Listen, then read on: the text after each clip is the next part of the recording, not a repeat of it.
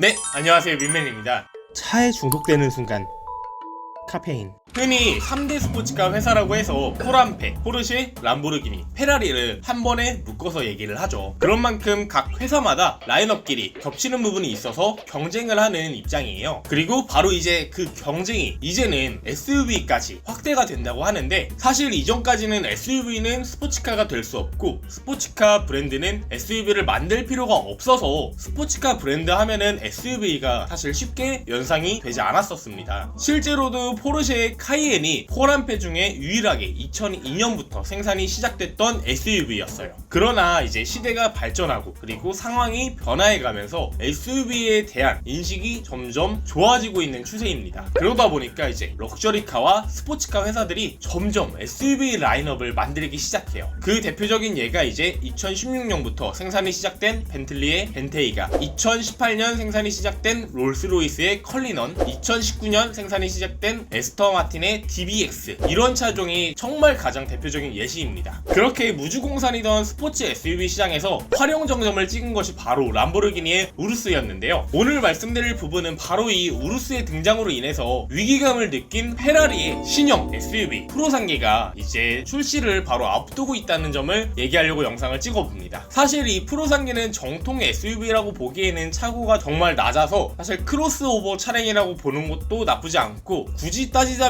이전 모델 중에 페라리 FF, 바로 슈팅 브레이크 모델이었던 그 모델의 좀 더 커진 버전이라고 해야 좀 더 쉽게 이해가 되지 않을까 싶을 정도로 그렇게 차고가 높지 않은 좀 해치백 혹은 외건 느낌의 차량으로 보여요. 실제로 이제 페라리에서도 SUV라는 명칭보다는 FUV, 바로 페라리 유틸리티 베이클이라는 용어로 불러달라고 얘기를 하더라고요. 그만큼 이제 페라리의 고유한 디자인, 고유한 독창적인 어떤 느낌이 들어갔기 때문에 기존의 SUV 모델들과는 확연한 차이점이 있을 것이라고 예상을 하고 있어요. 물론 개인적인 생각이지만 페라리가 아니었다면 그저 덩치 큰 해치백이나 덩치 큰 외건이 되지 않았을까 싶긴 하네요. 이제 스파이샷에서 확인되는 부분을 따져보면 휠이나 전면 디자인, 이런 부분은 아직 확정된 부분은 아닌 것 같아요. 특히나 이제 사이드 미러만 확인을 하더라도 이전에 일반적인 페라리 특유의 엘프 귀처럼 툭 튀어나온 사이드 미러가 아니라 일반 자동차 형태의 사이드 미러를 보이는 것을 보면 좀 더 수정이 들어갈 거라고 저는 보고 있습니다. 아직까지 이제 정확하게 티저나 정확한 가격, 정확한 디자인, 이런 부분은 나온 적이 없지만 페라리의 공식적인 발표를 따르면 올해 9월 안에는 공식적으로 공개를 할 예정이고 2024년 안으로 고객에게 인도를 할 예정이라고 해요. 이번 프로상계가 가장 인상적인 부분은 최근 스포츠카 그리고 럭셔리카들이 환경적인 부분을 신경씀에 따라서 이제 12기통 엔진을 포기하고 내연기관을 점차 줄이고 하이브리드 엔진을 같이 넣기 시작하고 있는 반면에, 페라리는 파워트레인에 전기 모터를 구성하지 않고 순수한 12기통의 엔진을 넣는다고 합니다. 과연 이 프로상계가 정상적으로 출시가 돼서 람보르기니의 우루스 그리고 포르쉐의 카이엔 GTS 이런 모델과 과연 경쟁을 할 수 있을까요? 아니면 정말 SUV가 아니라 크로스오버 형태로 나와서 다른 라인업에서 경쟁을 하게 될까요? 그 부분을 한번 9월에 정식 출시가 되면 지켜보는 것도 또 다른 관심사가 될 것이라고 보고 있습니다. 이상 민맨이었고요. 다음에도 신차 소식이 들려오면 이렇게 영상을 촬영해보도록 하겠습니다. 좋아요, 구독은 항상 제게 큰 힘이 되고요. 영상 끝까지 시청해주셔서 감사합니다.